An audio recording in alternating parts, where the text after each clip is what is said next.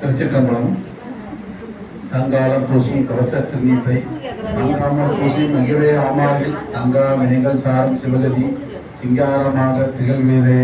நன்றுடையானை தீயதில்லானை நரவெல்லேறு ஒன்றுடையானை உண்மையிருப்பாலும் உடையானை சென்றடையாத திருவுடையானை சீரா பள்ளி ஒன்றுடையானை கூரை முள்ளமும் குளிருமே.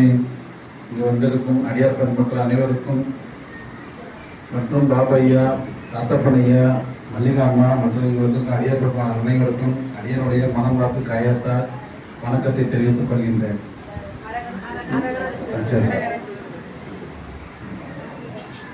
பலன் தரும் பார்த்ததே இல்லை.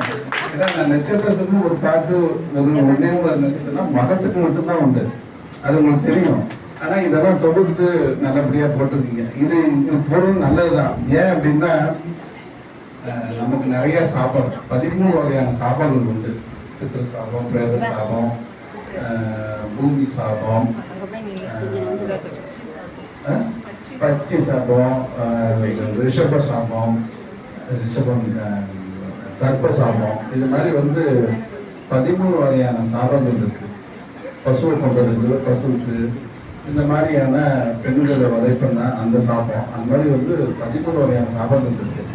இதுல வினை தீர்க்கிறதுக்கு இந்த மாதிரி பதிகங்கள் ரொம்ப ஐயா இந்த பதிகத்தை பத்தி சொல்றப்ப அது இது சொன்னாரு.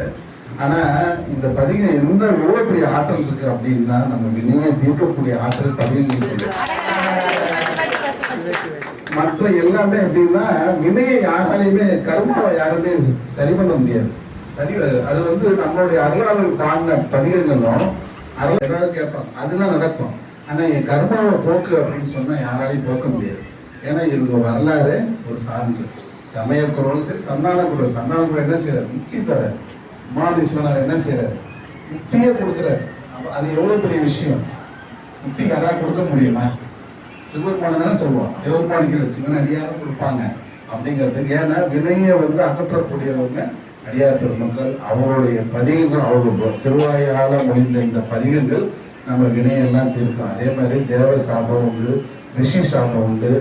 அந்த இதெல்லாம் போக்குற, அதெல்லாம் ரிஷி சாபத்துக்கு என்ன செய்யணும் அப்படின்னா, ஜபம் நிறைய செய்யணும். அதுக்காக சொல்லப்படுது. அதனால தான் ஜபம் செய்யுங்க. சிவ தீட்சையிலே முதல்ல கொடுக்கறதே எதுக்குன்னா ஜபம் செய்யணுங்கிறதுக்கு. அவ்வளோ ஜபம் செய்யறதுதான் ரிஷியோட பாவம் போகும். அது மாதிரி இந்த நம்ம குழந்தை நட்சத்திரத்துக்கு சாபங்கள் உண்டு. அதனாலதான் ஏன் இதெல்லாம் சும்மாதான் இல்லை.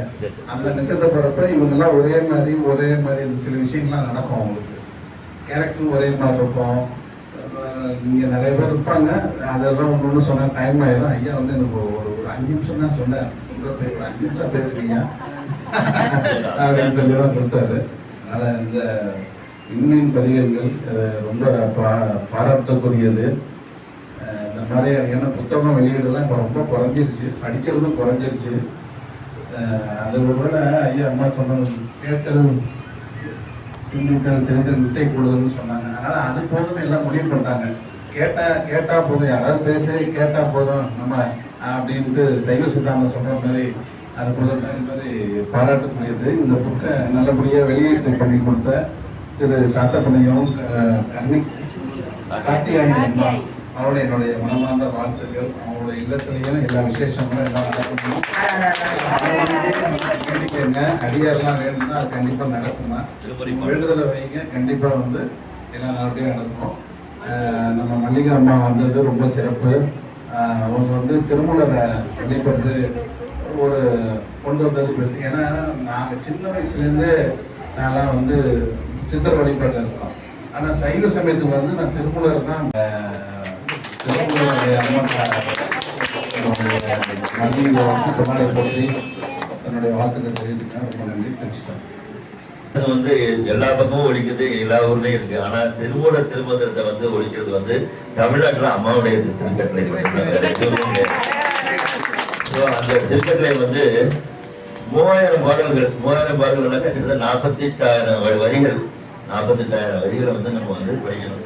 காலை 7 மணிக்கு ஆரம்பிச்சு 5 மணிக்கு முடிக்கணும். அது மாதிரி 85 நிகழ்வுகள் நடத்திட்டாங்க அம்மா. 100வது திருமணத்துக்கு போயிட்டாங்க. அதுல இடைச்சொல்களா வந்து நாங்க 2 திருமந்திர இது பாராயணம் பண்ணோம். அதுவும் எம்பெருமானுடைய திருவுருள் தான். ஏன்னா ஒரு தடவை நவம்பர் மாதம் ஒத்துமசையில பண்ணணும்னு முடிவு பண்ணி அன்னைக்கு முதல் நைட்டு போற மழை, கடுமையான மழை.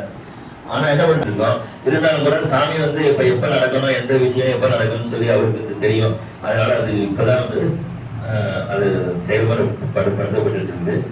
பாருங்க, அந்த நூலை வந்து ஒளிநகர் எடுத்து நம்ம விநியோகம் சொல்லி பேசிட்டு இருந்தோம். அப்புறம் புஸ்தகத்தை நூல் வெளியிடணும்னு சொல்லி ஒரு முடிவு பண்ணோம். அதுக்கு கருவாக இருந்தவங்க வந்து கல்விக்கரசி அம்மா தான். ஆனா அவங்க இன்னைக்கு வரல. ஏன்னா இதெல்லாம் வந்து இயற்கை, மாற்ற முடியாது. அவங்க ரொம்ப நாளா சொல்லிட்டு இருந்தாங்க, இந்த விண்வெளி பதியங்கள்லாம் வந்து திருமண